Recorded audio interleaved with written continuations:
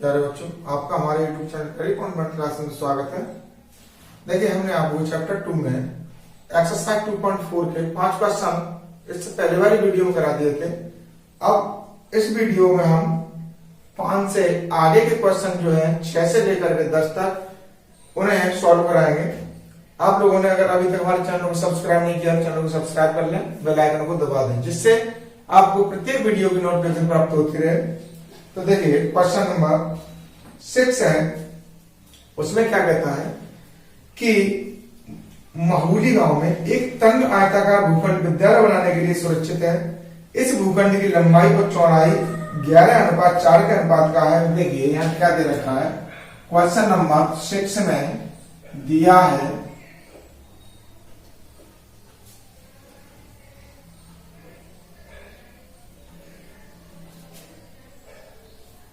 भूखंड की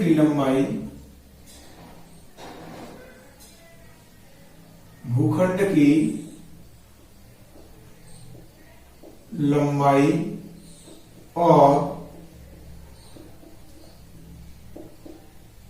चौड़ाई में अनुपात इक्वल टू 11:4। ये हमारे को दे रखा है और दे रखा है कि 100 रुपए प्रति वर्ग मीटर की दर से कुल व्यय। तो देखिए, और 100 रुपए प्रति वर्ग मीटर, प्रति मीटर है, 100 रुपए प्रति मीटर की दर से कुल व्यय कितना है? 75,000।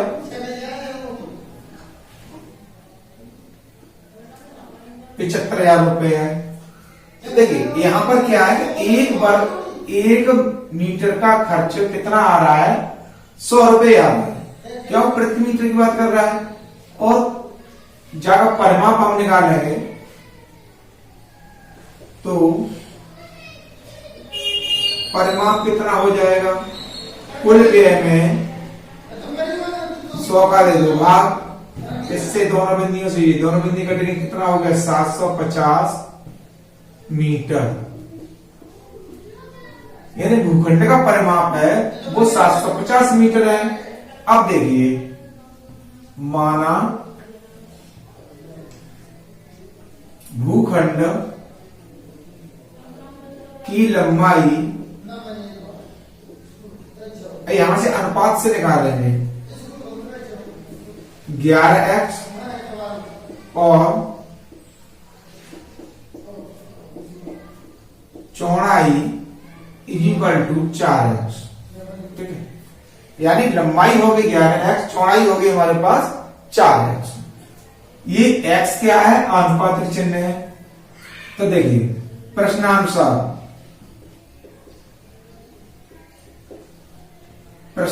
क्या है? ये हमारे को परिमाप दे रखा है 750। अब लंबाई चौड़ाई हमारे पास ऑलरेडी है, तो यहां से क्या करेंगे? परिमाप निकालेंगे। तो परिमाप का फॉर्मूला क्या होता है? 2 कोष्टक में लंबाई प्लस चौड़ाई इक्वल टू कितना है? 750। मान लगा दो, 2 कोष्टक में लंबाई कितनी है? 11x, चौड़ाई कितनी है? 4x equal to 750। अब देखिए, 2 गुणा 11 और 4 कितने हो गए? 15। x equal to 750। 15 दूनी 30। x की वैल्यू निकाल दिया, 30 कर लो, 30x इक्वल टू 750। अब x का मान हमें यहां से निकालना है 750/30। तो बिंदी से ये बिंदी कैंसिल हो गई, 3 से काट दो, फिर 25 हुआ। तो x का मान कितना आ गया? यहां से हटाओ उसे, तो x बराबर हो गया 25। ठीक है, अब पूछा क्या गया है हमारे को कि भूखंड की माप। तो भूखंड की लंबाई लंबाई कितनी है हमारे पास 11x इज इक्वल टू 11 गुणा 25 इज इक्वल टू 11 पंजे 55 की 5 हासिल लाएंगे 5 22 और 5 27 मीटर। इतना तो हो गया लंबाई और चौड़ाई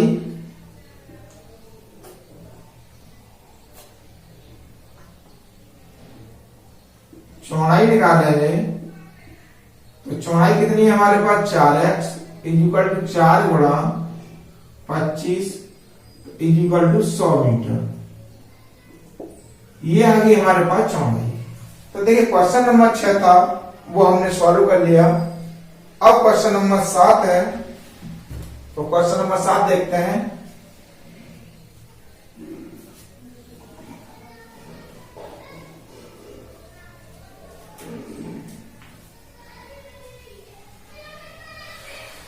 अब क्वेश्चन नंबर 7 कहता है कि हसन अपने स्कूल वर्दी बनाने के लिए 2 प्रकार से कपड़ा खरीदता है। इसमें कमीज के कपड़े का भाव 50 रुपए मीटर तो देखो दिया है। क्वेश्चन नंबर है 7 दिया है कमीज के कपड़े का भाव इज इक्वल टू 50 रुपए प्रति मीटर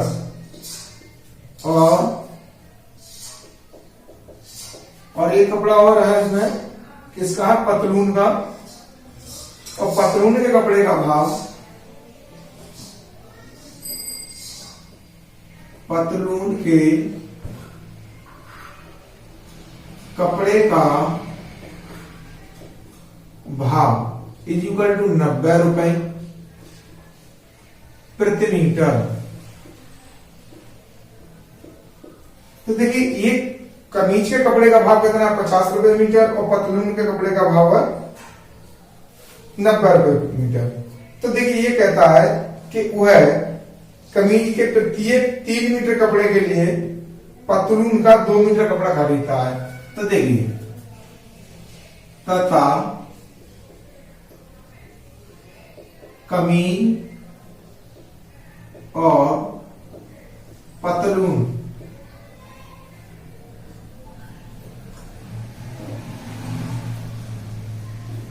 के कपड़े का अनुपात कितना दे रखा है 3:2। यानी जब 3 मीटर कपड़ा खरीद रहा है साइड का तो पतलून का खरीद रहा है 2 मीटर। तो अब इसी के उसमें अब हम क्या निकालेंगे कपड़ा निकालेंगे कि इसने कमीज के लिए और उसके पतलून के लिए कितना कपड़ा खरीदा था। देखिए माना कमीज के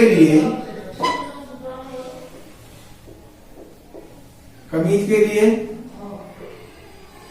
3x मीटर और पतलून के लिए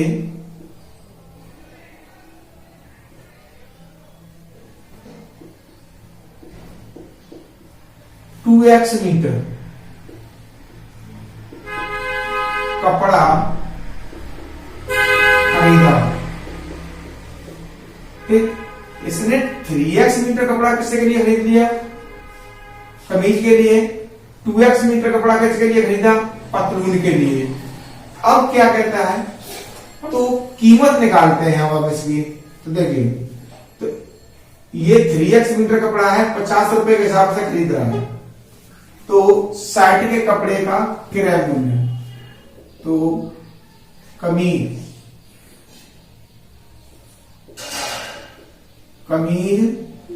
के कपड़े का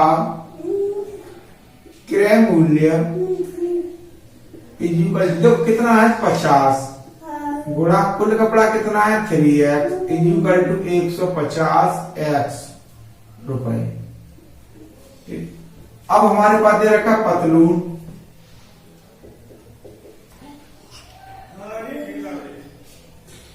पतलून के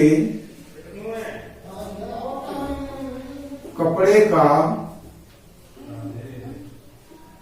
क्रय मूल्य इज इक्वल टू 90 गुणा 2x is equal to 180 x रुपए। ठीक, ये हमने क्या किया, इनके क्रय मूल्य निकाल लिए। अब आगे क्या कहता है कि वह इस कपड़े को क्रम से 12% और 10% लाभ पर बेचकर 3600 रुपए प्राप्त करता है। अब देखिए कमीज के कपड़े का विक्रय मूल्य, तो देखिए 12% लाभ पर कमीज के कपड़े का विक्रय मूल्य। अब विक्रय मूल्य क्या होगा, तो देखिए हमारे पास 100 प्लस लाभ कितना है 12 बट्टे 100 गुणा कितना है हमारे पास 150। ठीक है, अब देखिए यहां से ये बिंदी हम यहां से काट देंगे तो 5 दूनी 10 और 5 दिया 15, यानी ये कंडीशन कितनी आएगी 112 बट्टे 2 गुणा यहाँ x और होगा तो 3x, 3 से काट दो, 3 दिया 9, वो सॉरी 2 से काट देंगे इसे, 2 पंजे 10 और 2 छिक्के 12, अब 3 छिक्के 18 के 8 हासिल लग 1 15 1 16 168 x रुपए। ये तो हो गया हमारे पास कमीज के कपड़े का विक्रय मूल्य। अब देखिए पतलून कितने प्रतिशत है 10%, 10% लाभ पर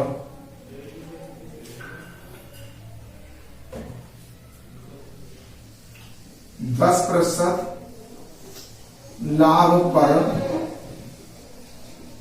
पतलून के कपड़े का विक्रय मूल्य इक्वल, तो देखिए कितना 100 प्लस 10 बट्टे 100 गुणा कीमत कितनी है इसकी हमारे पास 180 x, तो ये हो गया 110 बट्टे 100 गुणा 180 x, तो बिंदी से ये बिंदी कैंसिल हो गई, इस बिंदी से ये बिंदी कैंसिल हो गई, इक्वल टू 18 एकम 18 18 के 8 हासिल की 1 18 और 1 19 x रुपए। यानी पतलून की कीमत आ गई इतनी और कमीज की कीमत आ गई इतनी। अब क्या कहता है ये ऑप्शन ने क्या कहा कि लाभ बेचकर 36,600 रुपए प्राप्त करता है। तो देखिए इसे जरा हटा लेते हैं क्योंकि नीचे स्पेस नहीं है, ऊपर से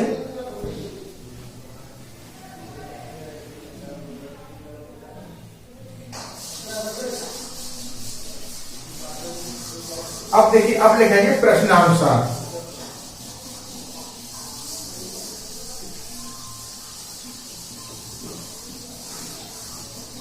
अब देखिए ये कमीज का विक्रय मूल्य प्लस पतलून का विक्रय मूल्य कितना है 168 x plus 198 x equal to 36,600 दे रखा। अब देखिए इन दोनों को जोड़ लो 8 8 16 16 की 6 हासिल की बची 1 1 और 9 10 10 और 6 16 16 की 6 हासिल लगी 1 2 1 3 x इक्वल टू 36,600। अब x का अगर हम मान निकालते हैं तो 36,600 बट्टे 366 इधर गुणा में धरा के किसमें हो जाएंगे भाग में हो जाएंगे, तो इससे से जब हम काटेंगे तो एक बार कटेगा यानी 100 बार कट जाएगा, यानी x का मान आ गया 100। अब उसने कहा कि उसने पतलूनों के लिए कितना कपड़ा खरीदा। तो देखिए, तो पतलूनों के लिए कपड़ा खरीदा इज इक्वल टू कितना है, पतलून वाला कपड़ा कितना था, उसने कितना खरीद रहा था 2x। तो 2x is equal 2 into 100 is equal to 200 meter. यानी पतलून के लिए जो कपड़ा खरीदा उसने कितना खरीदा है, 200 मीटर कपड़ा खरीदा है। अब ये क्वेश्चन नंबर 7 आपका कंप्लीट हो जाता है। अब देखिए क्वेश्चन नंबर 8, इसे जरा साफ कर लेते हैं।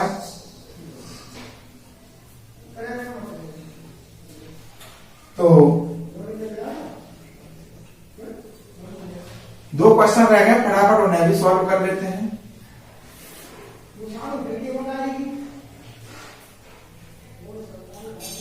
देखिए अब है क्वेश्चन नंबर 8।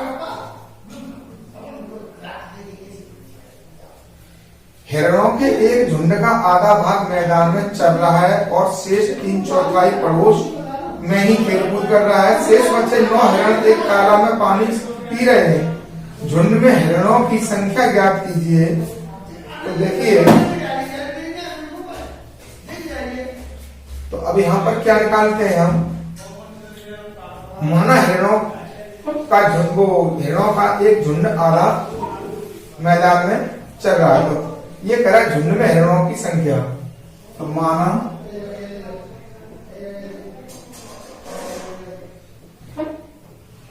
झुंड में हिरणों की संख्या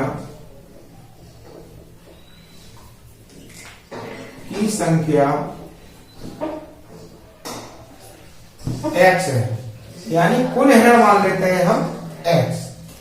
अब ये प्रश्नानुसार बात करता है, प्रश्नानुसार कह रहा है, उसी क्वेश्चन कर देंगे प्रश्नानुसार।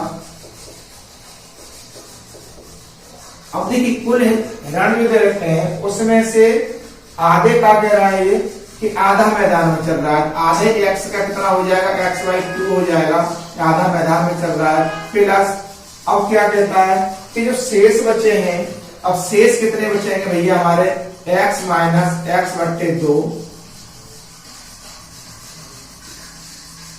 यानी जो हमारे पास कुल हिरण है x में से x/2 मैदान में चल रहे, आधे हमारे पास बच गए।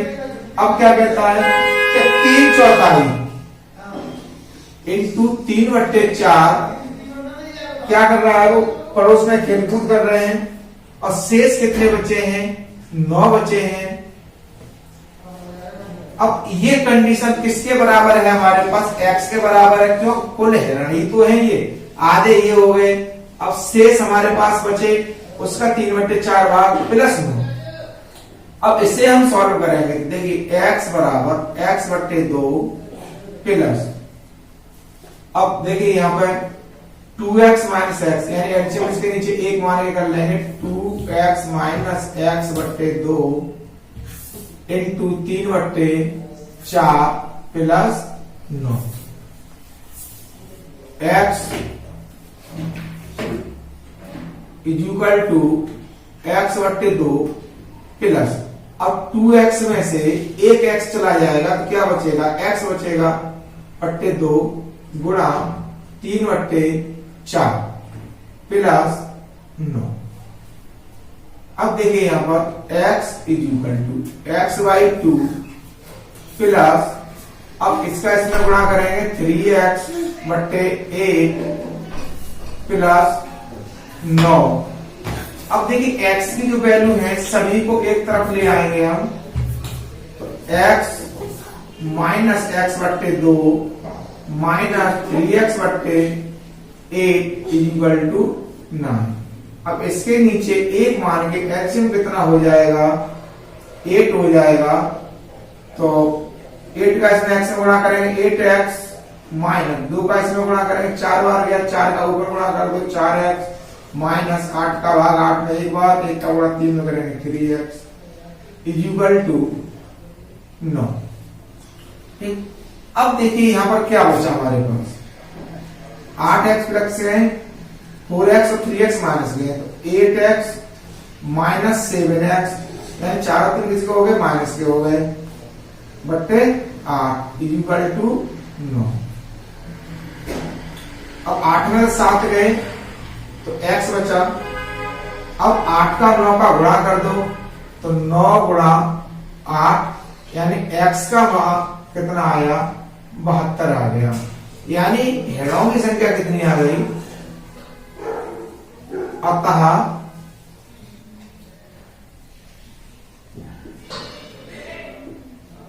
झुंड में हिरणों की संख्या इक्वल टू 72। यानी जो झुंड था उसमें कुल हिरण कितने थे, 72 हिरण थे। अब देखिए इसमें क्वेश्चन नंबर 9 क्या कहता है,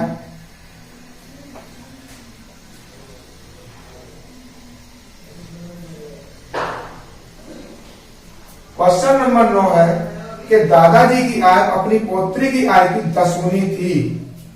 तो देखिए क्वेश्चन नंबर 9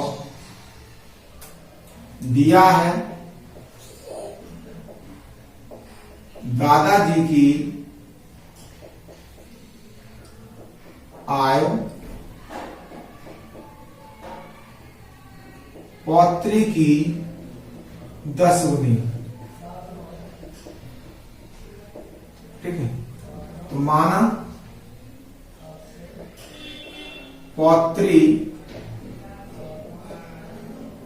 की वर्तमान आय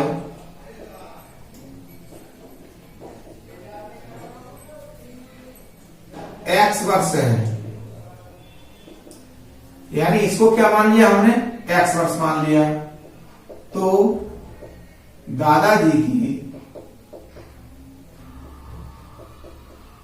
वर्तमान आय कितनी हो जाएगी, 10x वर्ष। ठीक, अब क्या कहता है, यदि उनकी आय पौत्री की आय से 54 वर्ष अधिक है तो दोनों की आय ज्ञात कीजिए। यानी पौत्री की आय से इससे 54 वर्ष अधिक है। अब देखिए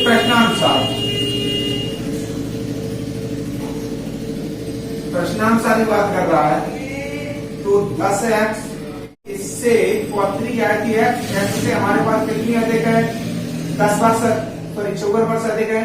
तो 54 हमने इसमें जोड़ दिया तो क्या हो गया, दोनों पक्ष बराबर हो गए। अब x को इधर लेके आएंगे, 10x minus x equal to 54। अब 10 में से 1 हो जाएगा कम, तो कितने बचेंगे, 9x इक्वल टू 54। अब x का मान निकालेंगे तो 54 बट्टे 9 छिक्के 54, तो x का मान कितना आ गया, 6 आ गया। अब पूछा किनके का गया था, उन दोनों की आय। तो देखिए अतः पौत्री की वर्तमान आयु बराबर 6 वर्ष और दादाजी की वर्तमान आय कितनी है हमारे पास, 10x इक्वल टू 10 गुणा 6 इक्वल टू 60 वर्ष। यानी दादाजी हैं वो 60 वर्ष के हैं और पौत्री है वो 6 वर्ष की है। अब देखिए यहां पर क्वेश्चन नंबर 10, क्वेश्चन नंबर 10 को देखते हैं फटाफट, उसे भी खत्म करते हैं। अमन की आय अपनी पौत्री के अमन की आय उसके पुत्र की आय की 3 गुनी है। तो देखिए क्वेश्चन नंबर 10 दिया है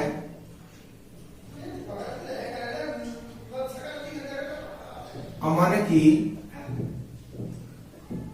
आय, किनकी आय की है? पुत्र की आय की। पुत्र की आय की 3 गुनी है। तो माना पुत्र की वर्तमान आय x वर्ष और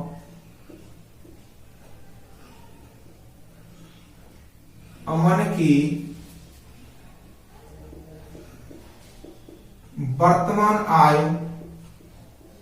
कितने गुनी है? 3 गुनी। तो कितनी हो जाएगी? 3x वर्ष। ठीक। अब क्या कहता है? अब कहता है कि 10 वर्ष पहले उसकी आय, पुत्री की आय की 5 गुनी थी। अब निकालेंगे प्रश्नानुसार। अब देखिए इसमें क्या है, 10 वर्ष पहले की बात कर रहा है। कल भी हमने यही आपको बताया, उससे पहले ही बताया। अगर पहले की बात करता है तो घटता है, अगर बाद की बात करता है, पश्चात की बात करता है तो क्या होता है? जुड़ जाता है। तो देखिए इसमें पहला क्या है हमारे पास? 3x और इक्वल 3x प्लस 10 वर्ष पहले। तो इसमें से क्या करेंगे हम? 10 घटा देंगे। इक्वल टू पुत्री की कितनी है हमारे पास? x minus 10। अब इसमें क्या कहा कि कितने गुनी है? कि पहले उसकी आय, पुत्र की आय की 5 गुनी थी। 10 वर्ष पहले उसकी आय, पुत्र की आय की 5 गुनी थी। अब इससे ये 5 गुनी है, तो इसमें क्या करेंगे हम? 5 का गुणा कर देंगे। तो देखिए 3x माइनस 10 इक्वल टू 5 का इसमें गुणा करेंगे 5x माइनस 10 पंजे 50। अब 3x को उधर पहुंचा था, 50 को इधर लिया। तो देखिए माइनस 10 प्लस के हो जाएंगे 50 equal to 5x minus 3x। अब इसमें कितना बच गया? 40 बच जाएगा प्लस का। इधर कितना बच जाएगा? 2 बच जाएगा। ठीक। अब 5 में 2 3 जाएंगे, 2 बचा। x तो हमारे साथ में है। अब हमें क्या वैल्यू निकालनी है? x की वैल्यू निकालनी है 40/2। 2 से इसे काट देंगे हम 20 बार, यानी x का मान कितना आ गया? 20। अब पूछा क्या क्या गया है कि दोनों की वर्तमान आय ज्ञात कीजिए। तो देखिए अतः पुत्र की वर्तमान आय x है। तो x है कितनी है अब हमारे पास? 20 वर्ष। और कितनी? अमन और अमन की आय दोनों वर्तमान ही निकाल रहे हैं हम ये। ठीक है। 3x इक्वल टू 3 गुणा 20 इक्वल टू 60 वर्ष। यानी ये 60 आ गया, ये 20 आ गया। ये एक्सरसाइज आपकी कंप्लीट होती है।